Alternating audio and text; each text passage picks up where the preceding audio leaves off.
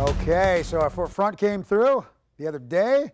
Feels pretty nice out here. Seasonable temps. Now, later in the week, as moisture moves in and we get a little warmer, we could see 100, 98, 100, 102 in terms of heat indices for a couple of days. But then another cold front knocks us back down to reality once again. But here's a high today of just 74 degrees, more than 10 degrees below average. I know we shouldn't be 117 anymore, but we should still be mid to upper 80s or even low 90s at times. Hey, we're really on the cool side. So staying 4 months and counting, plus 4 months, a couple weeks, above average for much of the summer. And now what happens? Going below average for the first time, and it feels really good around here. And here's one of the major contributors to it feeling not unnecessary anymore. When that front came through, wrenched out most of the moisture in the atmosphere. Now here we are, 30s, 40s for our dew points. So low levels of moisture makes the real feel good, and the ambient temperatures are down as well.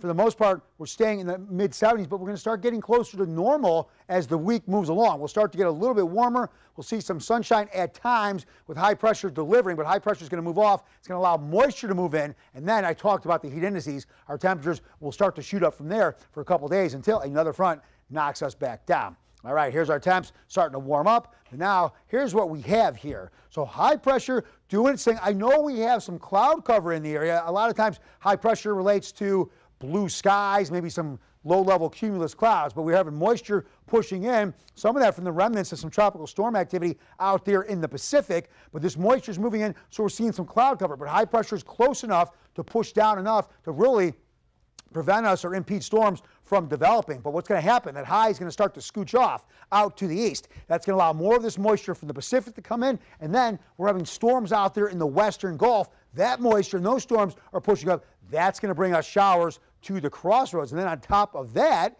as you look off to the northwest, once again, another low pressure system associated with a cold front will start heading our way. And with moisture out in front of that boundary, that's going to create showers as that boundary comes through. And then some cool air coming down into the crossroads once again, potentially keeping us below average and really on the after what we had for all those months. I think most of us will enjoy these cooler times. Here's our future tracker. Now, I showed you what was happening. Storms in the western Gulf and moisture from the Pacific. We can start to see some storms Tuesday and into Wednesday and maybe even into Thursday as well before that boundary comes down Friday into Saturday, wrenching out the atmosphere once again of moisture and drying us off and cooling us down.